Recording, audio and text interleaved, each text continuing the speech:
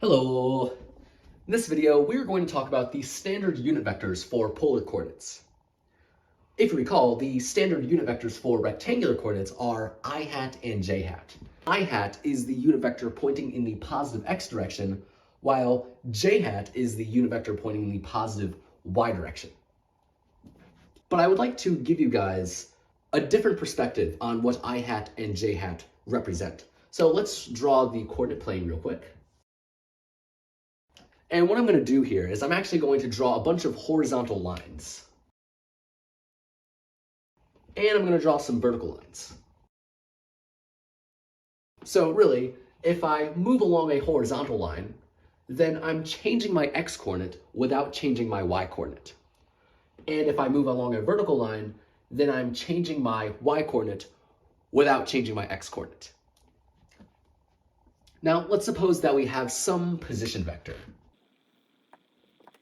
Now, if the x component of our position vector is x and the y component is y, then we could write our position vector as xi plus yj,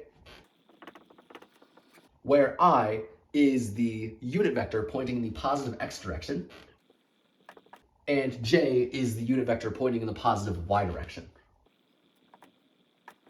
But what do we mean by pointing in the positive x direction and pointing in the positive y direction? Well, really, if we're at the location given by our position vector, and we want to increase our x-coordinate without changing our y-coordinate, then all we have to do is head to the right along this horizontal line. In other words, we want to head in the direction of this unit vector in blue, and that unit vector is I hat. Similarly, suppose we are at this position and we want to increase our y-coordinate without changing our x-coordinate. Then we want to head upward along this vertical line. And really, that unit vector is given by j hat. And so what that means is I is the partial derivative of our position vector with respect to x. But of course, because it's a unit vector, we divide it by its magnitude. And similarly, j hat is the partial derivative of r with respect to y. Of course, divided by its magnitude. And so what that means is, if we increase just our x-coordinate, then our position vector will move in the direction of I hat. If we increase just our y-coordinate, then our position vector will move in the direction of j hat. And so that's really this new perspective on what I hat and j hat represent. In fact, we could actually show that I hat and j hat are equal to these things. And so let's actually do that for I hat. So let's take what we have here, and let's show that I hat is equal to this thing. Well, really, all we have to do is find the partial derivative of r with respect to x. So really, we are going to take the partial derivative of our vector with respect to x. If you recall, when we take the derivative of a vector, we're really taking the derivative of each of its components. And the partial derivative of x with respect to x is just 1, so we get 1i, or just I. But what about the partial derivative of y with respect to x? Well, really, there is no functional relationship between x and y. In fact, x and y are independent variables of each other. So, when we take the partial derivative of y with respect to x, we're treating y as if it's a constant, right? And only focusing on how x is changing. So really, this partial derivative is just 0. So we get I plus 0j, which is just I. And of course, the magnitude of this vector is just 1. And so clearly, if we take this vector and divide it by its magnitude, we get I. And so that verifies that I is in fact equal to this thing. And a similar argument can be used to show that j hat is in fact equal to this thing. The only difference would be we would be taking the partial derivative with respect to y, right? And so yeah, this gives us an alternative perspective on what I hat and j hat represent. And so we're going to use this perspective to understand what the standard unit vectors for polar coordinates are, right? Okay, so now I'm going to redraw the coordinate plane. But instead of horizontal and vertical lines, what I'm going to do is I'm going to draw circles whose centers are all at the origin. And so what it means to be moving along one of these circles is we are varying theta without changing r. In other words, we're varying our angular position without changing our distance from the origin. Next, I'm going to draw lines stemming from the origin. Right, so what it means to be moving along one of these lines is we are varying r without changing theta. In other words, we are varying our distance from the origin without changing our angular position. So now let's draw in some position vector. Now really, our position vector is still in the xy plane, so r is still equal to xi plus yj. But since we're in polar coordinates, we could re-express x as r cosine theta and y as r sine theta. Okay, so now remember, the new perspective that we gained about I hat was that it's the direction we want to head in to increase our x coordinate without changing our y coordinate. While for j hat, that's really the direction of increasing our y coordinate without changing our x coordinate. In the same way for polar coordinates, what if we want to increase our r value without changing our theta value? In other words, what if we want to increase our distance from the origin without changing our angle? Well, then all we have to do is head outward in the direction given by this line. And so this unit vector is what we call r hat. Similarly, if I want to increase my angle without changing my distance from the origin, in other words, if I want to increase theta without changing r, then all I have to do is head counterclockwise along this circle.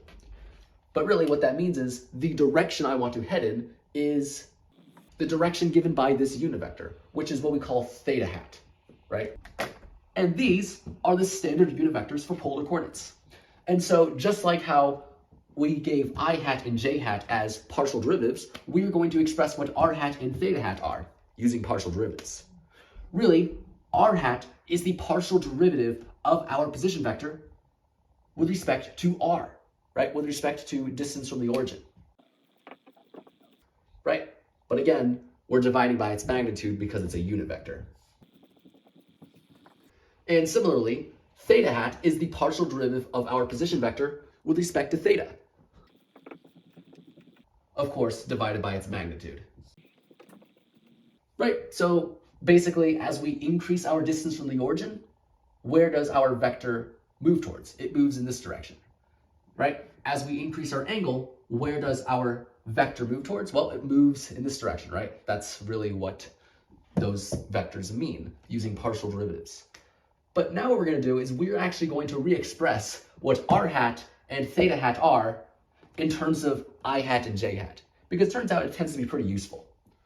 And so to do that, all we have to do is find the partial derivative of r with respect to r.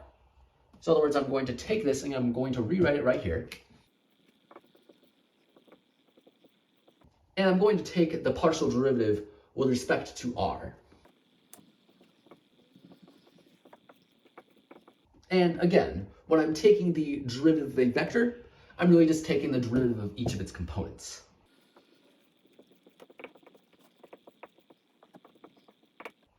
Okay, the partial derivative of r cosine theta with respect to r is just cosine theta. The partial derivative of r sine theta with respect to r is just sine theta. Now, it's pretty easy to verify that the magnitude of this vector is just 1. So really, when we take this vector and divide it by its magnitude, we get just cosine theta I plus sine theta j. So that's exactly what r hat is. It's just this vector.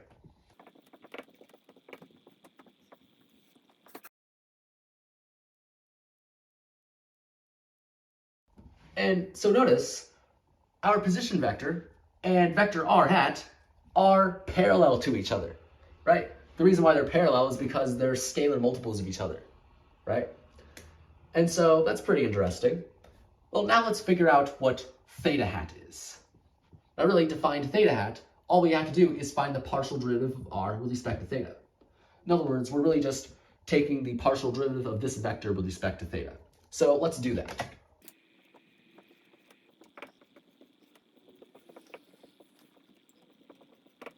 And again, when we're taking the derivative of a vector, we're really just taking the derivative of each of its components.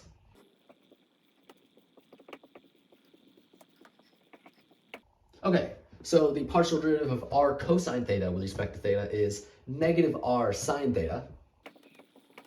And the partial derivative of r sine theta with respect to theta is just r cosine theta. And the magnitude of this vector, you can check, is just r. Therefore, when we divide this vector by its magnitude, we are going to get theta hat. And we see that theta hat is really just this vector without the r's. And so this is what we get for theta hat. Now, I guess some interesting properties to realize here is that, as you may have suspected, r hat and theta hat are perpendicular to each other, right? Just like how I hat and j hat are perpendicular, turns out r hat and theta hat also perpendicular, right? The reason why they're perpendicular is because if you take the dot product of these two vectors, you get 0, right? You can verify that.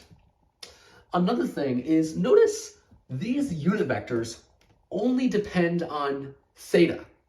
They don't depend on r. Right? And another thing to notice is if we take the derivative of r hat with respect to theta, it turns out you're going to get theta hat. Right? It's really an ordinary derivative because it's only a function of theta. And another thing is if we take the derivative of theta hat with respect to theta, we get the negative of r hat. And so you might be like, wait a minute, that's not really interesting because it's like, this one, the derivative of r hat is theta hat, derivative of theta hat, it's not r hat, it's negative r hat. But it turns out this is actually really interesting because what this means is if we take the derivative of r hat with respect to theta, all that's going to happen is it's going to rotate this vector 90 degrees counterclockwise. Similarly, if we take the derivative of theta hat with respect to theta, we will again rotate 90 degrees counterclockwise because that's the direction of negative r hat. And it turns out if we actually keep taking the derivative with respect to theta, we keep rotating 90 degrees counterclockwise each time. And so that's really cool. But it turns out that's really just a periodic property of sine and cosine. So it's actually not that surprising, right? That was good. But yeah, this is pretty much it for the standard unit vectors for polar coordinates, right? That's pretty much all I wanted to say about them, right? Yeah, that's pretty much what they are and a few of the important properties. So yeah, that's pretty much it for this video.